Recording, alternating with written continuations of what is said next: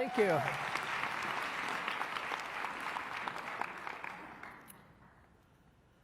My name is Anderson Pleasants. What is it that gives our names a sense of identity?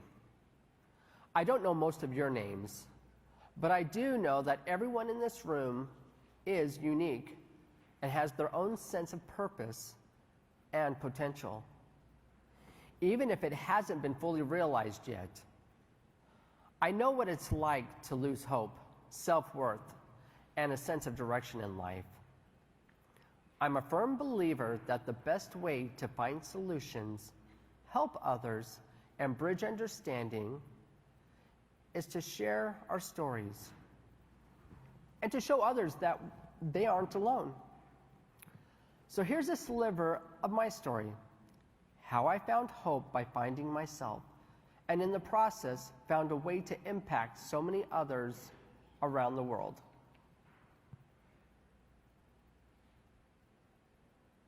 I'm different. Let's address the elephant in the room. Yeah, I look different, but I want to talk, or sign rather, about what I've been doing with my hands. The way I communicate is a major, wonderful part of who I am, that I'm proud of, but also it has its challenges. I hope you've realized by this point that I'm not just doing extensive hand and arm exercises. I can't speak, so I'm nonverbal, and I communicate using American Sign Language, or ASL. As a deaf performer, I interpret music in ASL. Interpreting music was the beginning of my realization of self. I've always had my identity at the core, but it wasn't until Andy Signs became an integral part of who I am that my sense of identity had evolved, allowing me to grow as a person and see hope for myself, that I was more than just someone who had challenges and looked different. Ever since I was about 6 months old, sign language has been a major part of my identity. I'm deaf, hard of hearing, which means I can hear with my hearing aids, but without them, I'm profoundly deaf. Unless you're my incredibly loud sister, McLean. The deaf I call myself is with a capital D, as opposed to a lowercase d. Deaf. That's a culturally crucial point to my identity. It's capital D because I don't see my deafness as something that weakens or limits me in my life. Far from it. Deaf culture is a community centered around sign language and the pride. It's us that don't have a loss of sense, but a sense of self. I still use hard of hearing because I consider myself part of the deaf world and the hearing world. Communication has always been an issue for me. I've been in mainstream schools for years. For almost everyone I knew didn't know sign language, and no one could understand my speech. Ironically, I've sometimes been told that when I swear verbally, well, it's surprisingly easy to understand. My main method of speaking to other kids is to just type it out on my phone and show it to the other person. But there's no emotion in the words that are on a screen. It's also not nearly as fast or fluid enough, and it's difficult, and I often fall behind in conversations, leaving a lot unsaid. My personality is an outgoing, sarcastic, and fun-loving one, so it pained me to mostly be a passive, quiet observer. It was pure torture. I wanted to express myself, share my jokes, and make others laugh, engage in stimulating intellectual debates. I always thought, surely, if people could just read my mind and hear how personable and engaging I can be, hear the voice, quote unquote, I have inside of me, then surely they'd like me for who I am. I think my Tumblr-obsessed 14-year-old self put it best. I'm not voiceless, you just choose not to see. Hearing people talk, which means I gotta try and actually hear correctly. And deaf makes that a bit tricky. I want you all to imagine you're a 6-year-old and your mother comes downstairs with a surprise message for you. Now imagine the mixture of excitement, terror, and unparalleled confusion when you, the small 6-year-old, hear your mother say, "Hey Andy, I got you new bed sheets." New sheep? Woman, I don't even know how to wipe my butt yet, much less take care of another living thing. Now, imagine the horror and confusion multiplied because at the same time, you also have a massive, massive phobia of, well, pretty much every animal on the planet. Another story for another day. Well, shockingly, there's no species of sheep that miniaturized and can only live on your bed. Like I was imagining at my 6-year-old age, they were actually, of course, new bed sheets. There are some parts of me that I was born with. That's out of my control. There was a time I hated myself, and I wished so badly to be normal, just so I could easily be who I wanted to be. I figured the only thing holding me back was the fact that I couldn't talk. And I looked different. But by avoiding mirrors and cursing my luck, I was preventing myself from finding hope and happiness. I will always be who I am. This face, well, as handsome as it may be, isn't a mask for sale at Party City. I have Goldenar syndrome. I'm happy with how I look. It's how I was born. I'm also thankful for the craniofacial community, full of kids who I saw myself in, and adults who are all so accepting. It wasn't easy, though. I went through years of being stared at, pointed at, with rude questions, even from adults.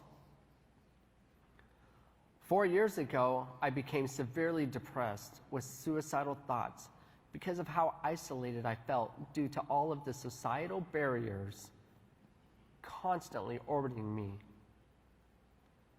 I felt so alone in the world, one in which I never saw anyone who looked like me, nor had the same challenges finding success in a society that was so judgmental. I never had that kind of role model before to show me the way to live as someone like me. I didn't think I stood a chance in this world. But one morning, I started to give myself a chance. I woke up, got out of bed, moved my desk, and stacked a bunch of boxes and books, set my phone there just right, and pressed record. As I signed the song, Waiting on the World to Change by John Mayer. Oh, it was so therapeutic to just express the emotions and deeper concepts of the song in my language, singing in American Sign Language, showcasing the wide array of emotions and deep thought that's been inside me and left unspoken.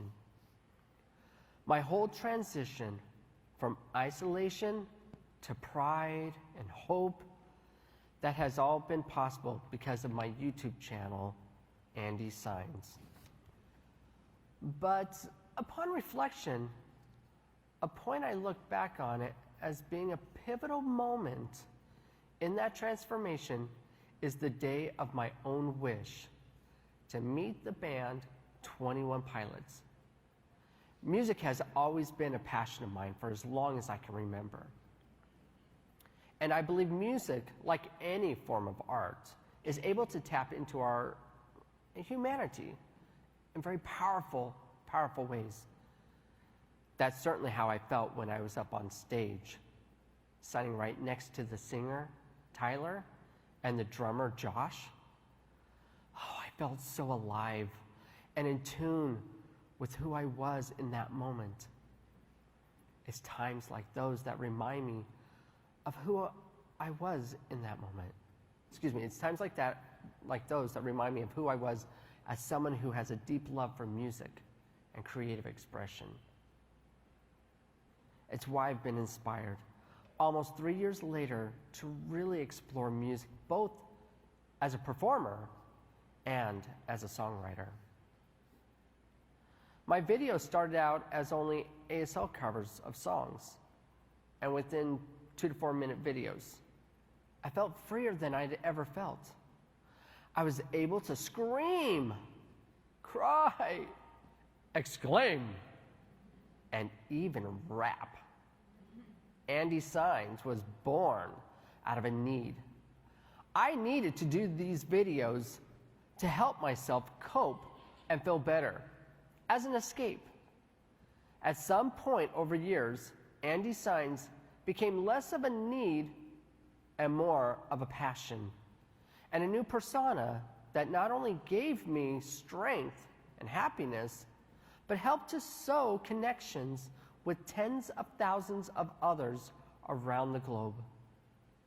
It transformed from a coping tool for one to a community of shared positivity and the spreading of awareness and understanding.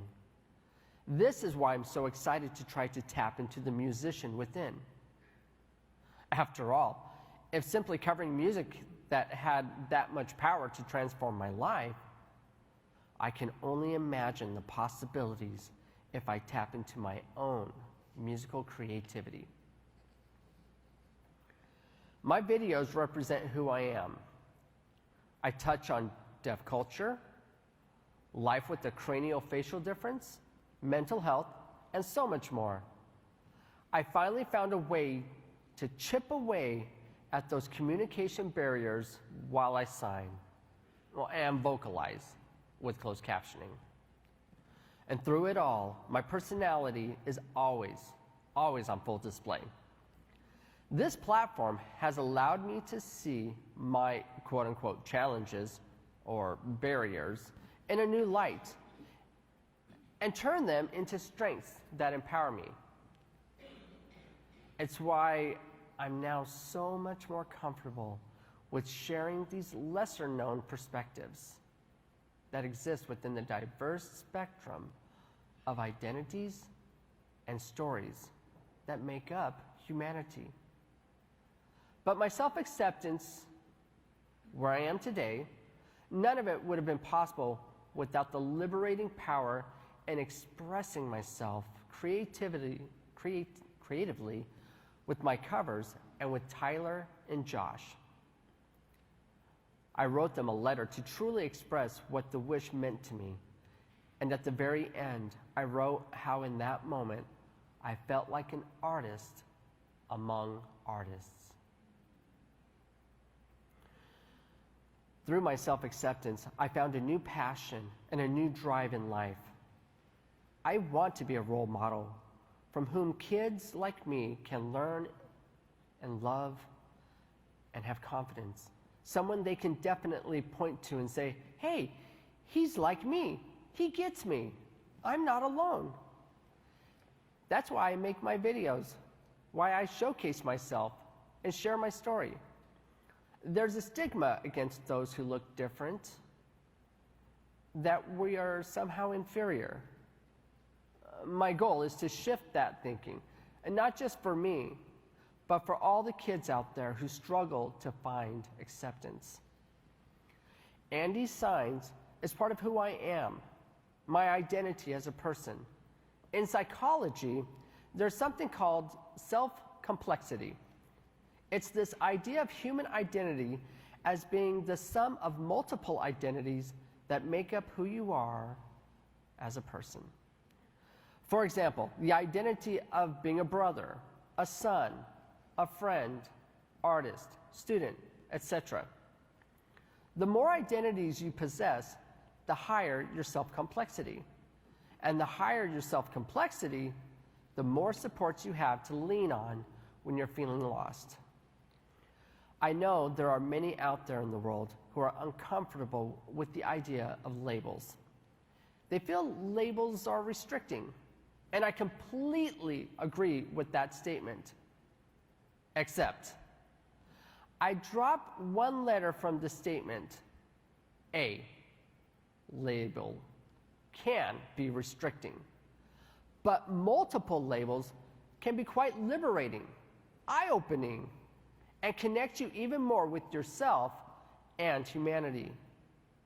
All of these labels or identities have a sense of being of community or a second family.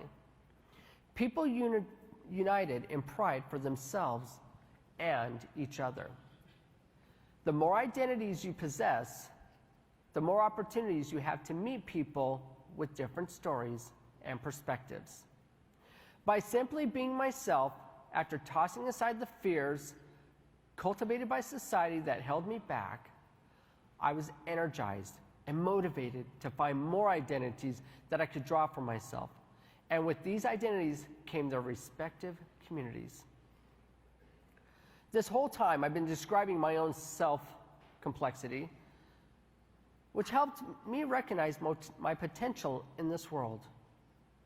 I'm Anderson Pleasants, also Andy for short. I'm a son, a brother, a friend. I'm also deaf, hard of hearing, nonverbal, disabled, a deaf performer, a content creator, an activist, a college student, aspiring musician, and more. I'll discover as I grow. Golden hour syndrome will forever be part of my identity. Through good and bad days, I am someone with a cranial facial difference. And by opening up and embracing that, I've learned to love and accept myself so that others can love and accept me too. Everyone surrounding you is different from you and each other. We're all unique with parts of our physical and inner identity that help give us our identification. Don't be afraid to accept what can be a positive component of your identity. I'm going to keep driving home that point that no matter where your differences are, be proud of them. Do not let society's views control your narrative. We must normalize different, just as much as we've normalized whatever normal is. At the end of the day, today, when you all go back into the world, I ask you, please keep an open, accepting mind. If you meet someone different from your usual expectations of life, get to know them. Carry yourself with the knowledge that there is more to everyone than just a name or a face. We all have deeper layers that make up who we are. This is a call to action that will last your entire life. So I'd like to ask that you remember this advice for the rest of your life too. Love yourself, and you will find yourself. And that discovery is that the best is yet to come.